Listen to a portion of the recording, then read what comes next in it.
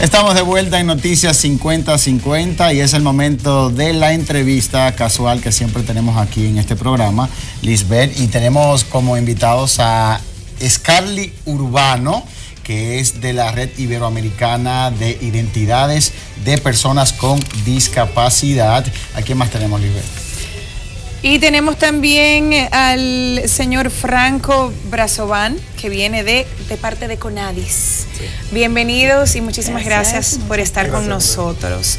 Cuéntenos, señores, vamos a empezar con la pregunta inicial, pues, que le dio el tema a nuestro programa del día de hoy. Las personas con discapacidad en nuestro país, ¿consideran ustedes que son tratadas igual que las demás personas, que son tratadas con consideración, con respeto y sobre todo si tienen oportunidades igual que cualquier otra persona? Mira, y te voy a interrumpir por lo siguiente. Primero, nos gustaría, esa pregunta es excelente y obviamente hay que responderla, pero vamos a conocer primero la terminología apropiada para referirse a las personas con discapacidad. Antes que todo, disculpa.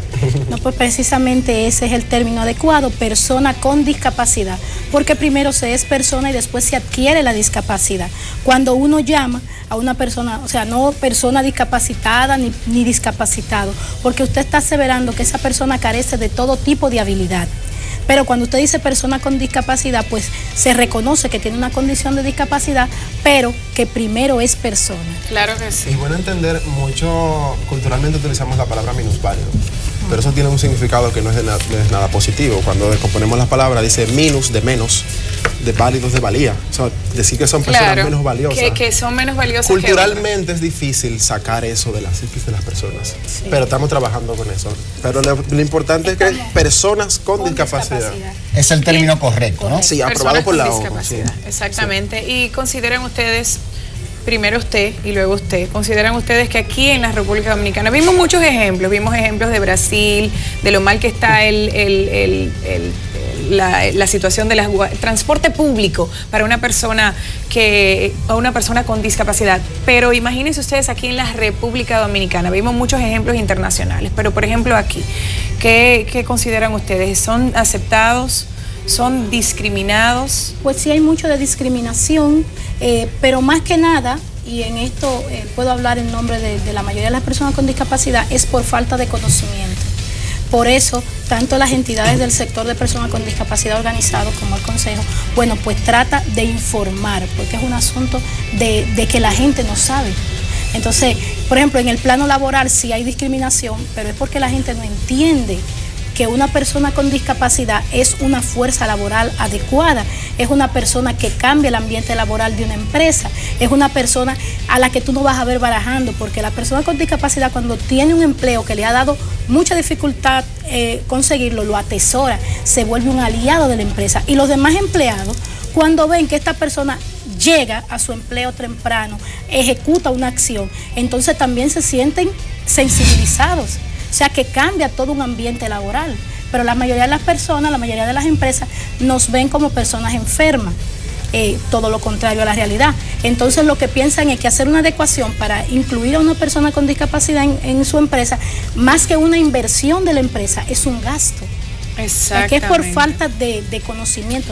Sabes que cuando estábamos en la pausa, y por eso decidí utilizarlo, Jochi te hizo una pregunta que es muy importante y sería interesante que la gente lo sepa. Por ejemplo, un dueño de negocio que nos esté viendo, él te hizo una pregunta de si salía más costoso tener un empleado, porque muchas personas quizá no saben o quizá piensan que se tiene que tratar con diferencia o que le saldría costoso para una persona emplear a una persona con discapacidad. Lo importante es la forma de emplearla por sus capacidades y no por emplear a una persona con discapacidad. Exactamente. Es recordar que estamos empleándolo para que desempeñe una función y que esa persona tiene aptitudes y actitudes para desempeñar esa función. Entonces no va a ser costoso atenderla.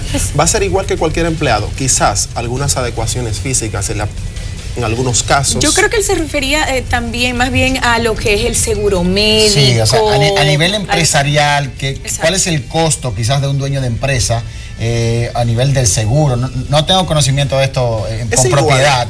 Es igual, porque recordemos que no son personas enfermas. Son personas que tienen alguna deficiencia física que por el entorno que no es accesible y enfrentan barreras, entonces sí representa una discapacidad. Mira, pero no son personas enfermas, es una persona igual que cualquier otra. Pero me pareció interesante hablarlo y preguntarlo porque muchas personas se preguntarán, ¿será igual el trato? ¿Será igual? ¿Me saldrá en algún costo o lo que sea? Porque a mí me gustan mucho estos programas que sirven para educar. Muchas personas los ven y no tienen la información. Entonces por eso dije, vamos a preguntarlo para que cualquier dueño de negocio sepa que no le va a representar un gasto. Pero a propósito de eso, están aquí, ustedes han visto que están aquí preparados los lugares para recibir personas con discapacidad. Pero claro que no, ni las empresas ni el entorno. Exacto. Ni nada en nuestro país está el mejor preparado. ejemplo es la calle, por ejemplo.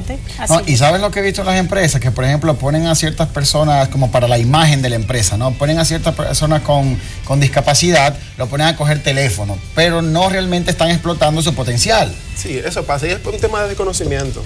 Y que muchas veces lo emplean por ayudar a una persona con discapacidad, pero no piensan en que esa persona tiene capacidades, igual que muchísimas otras personas.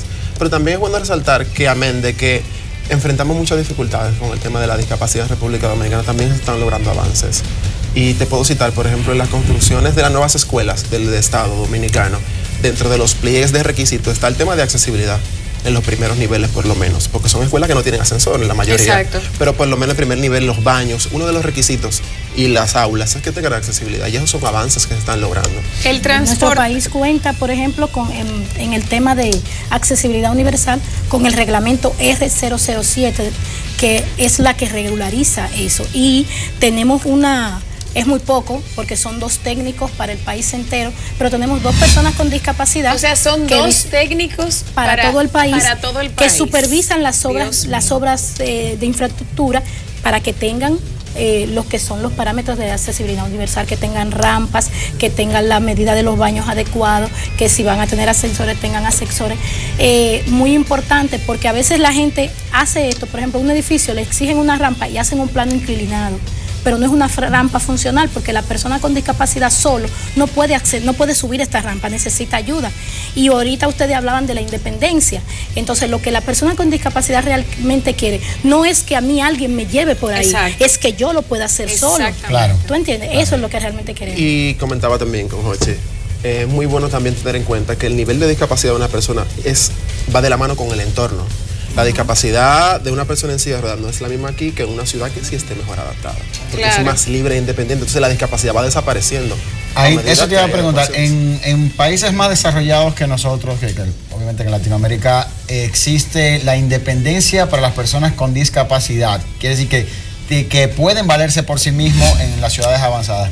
¿Por qué ustedes creen que quizás todavía no se ha adaptado a este tipo de modelo aquí? ¿Y por qué no lo hemos copiado más temprano?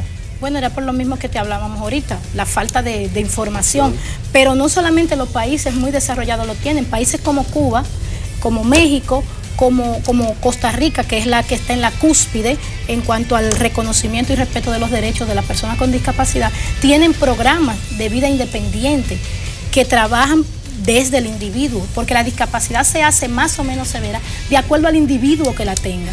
Tú podrás ver dentro, por ejemplo, de las personas, del sector de personas con discapacidad organizada, personas con discapacidades muy simples que tú lo ves así con baja autoestima, que no se mueven. Sin embargo, personas con discapacidades muy severas que salen a la calle, que conducen su vehículo, que estudian, que trabajan, que todo eso. Entonces, depende mucho de esto. Cuando mencionaste salir a la calle, personas que salen a la calle y hacen cualquier cosa, ¿es posible aquí para una persona con discapacidad física poder moverse en el transporte público de la República Dominicana? No hay trayectoria de nuestro país. O sea, yo camino y uso un bastón, y cuando yo me paro a tomar un vehículo público, desde que el chofer o el cobrador me ve en el bastón, arrancan. Porque una persona con discapacidad que se suba a un vehículo y que le haga le hace perder tiempo.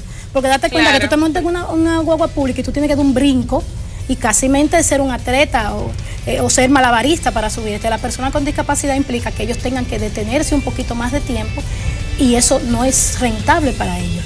O sea que no. Algo que me llama mucho la atención es la parte psicológica del individuo que tiene algún tipo de discapacidad.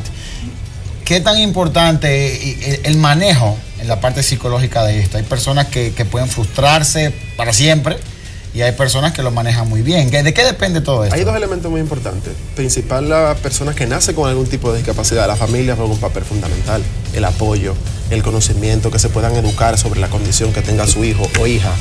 Pero mucho trabajo también se necesitan las personas que adquieren una discapacidad.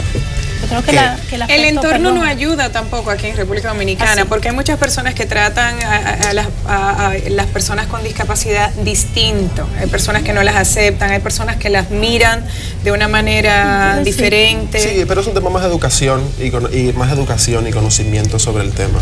A medida que vamos conociendo más personas con discapacidad, eso va cambiando. El dominicano es un pueblo cariñoso y amigable y eso no varía con las personas con discapacidad. Es un tema de, como desconocen, muchas veces temen y piensan que son personas enfermas cuando no lo son. Por ejemplo, ese documento de terminología adecuada ayuda mucho a las personas a entender de cómo debo llamarle a una persona con discapacidad, de que no es un discapacitado, de que no es un minusválido. Y eso ayuda mucho incluso a tu relación con ellos, porque si yo me le acerco, eso es ofensivo en la mayoría de los casos. Ya eso crea una barrera entre esa persona y yo. Entonces, eso influye mucho. Mira, términos incorrectos, me llama la atención que muchos utilizamos estas palabras, sin embargo es un término incorrecto. Leo aquí, minusválido es incorrecto y muchas personas la utilizamos. Lisiado es también incorrecto, no se puede utilizar lisiado. Inválido se utiliza muchísimo aquí en República Dominicana y es un término incorrecto para referirse a las personas con discapacidad. Sí. También paralítico no se utiliza tampoco. Mutilado. Dios mío. Eso está como fuerte. Cojo también y tullido por última. O sea, no, esa no va.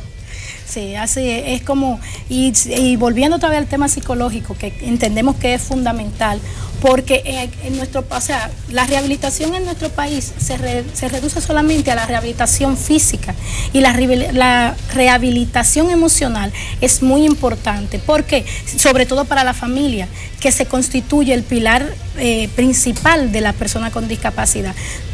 ¿Cuánto cambia en una familia que llegue a su seno una persona con discapacidad? ¿Cuánto le afecta?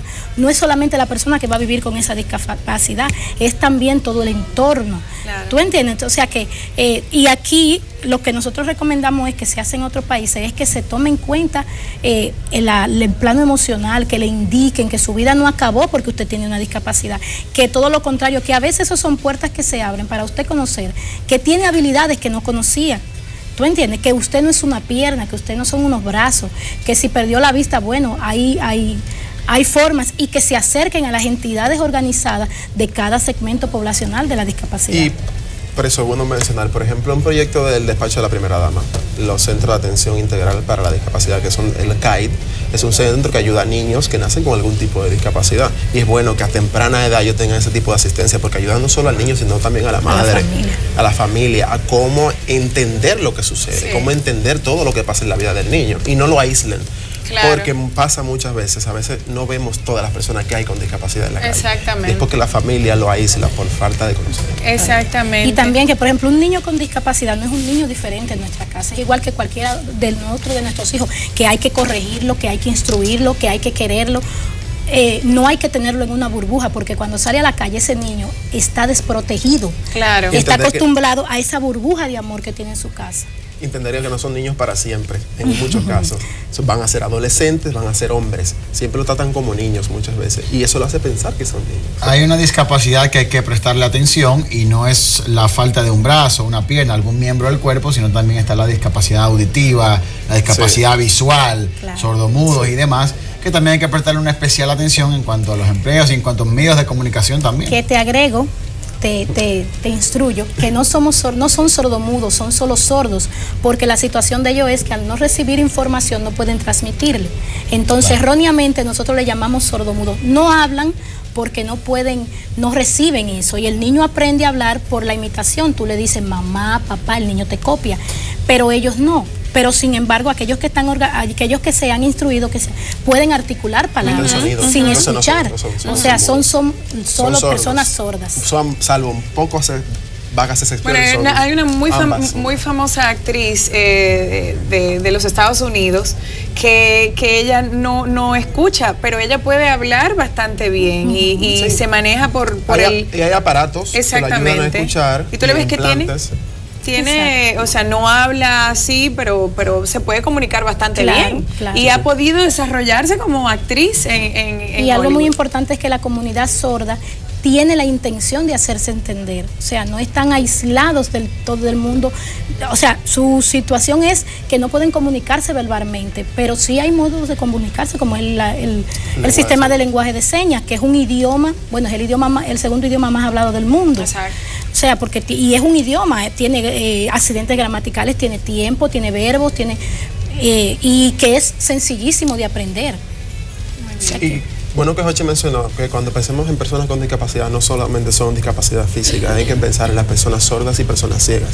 Y cuando hablamos de que si la ciudad no está adaptada para personas con discapacidad física o motora, pensar en que las personas ciegas también presentan mucha dificultad porque el transporte público pasa lo mismo, que no quieren dar el servicio a una persona ciega porque entienden que es una pérdida de tiempo, o muchas veces entienden que no quieren pagar o que no tienen, eso no es verdad. Son personas igual que cualquier otro que tienen derechos igual que cualquier otro, y hay que pensar en ellos también. Y con el tema de las personas sordas también hay un tema con educación, que el acceso a la educación de las personas sordas, que es un poquito más dificultuoso para ellos. Delicado. Es muy delicado, hay mucha discriminación en eso.